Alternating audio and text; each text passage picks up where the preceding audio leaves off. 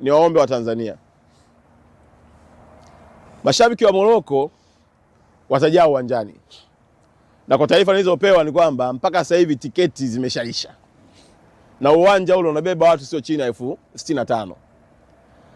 Tafsiri yake ya kwamba tutakuwa uwanjani tumejawa na kelele na kila aina ya shangwe za watu wa Morocco.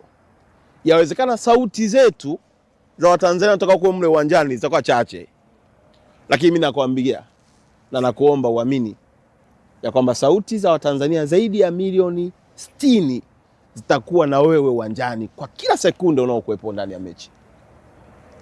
Ziba masikio, ubakiza kusikia kipenga na maelekezo kumwangalia kocha anachosema, lakini sauti yako au masikio yako yafungue usikie kelele za Watanzania ambao watakuwa kwenye vibanda, watakuwa kwenye mahoteli, watakuwa kwenye nyumba zao, watakuwa kwenye ofisi wakikuangalia wewe ukiliwakilisha na kulipigania taifa la Tanzania.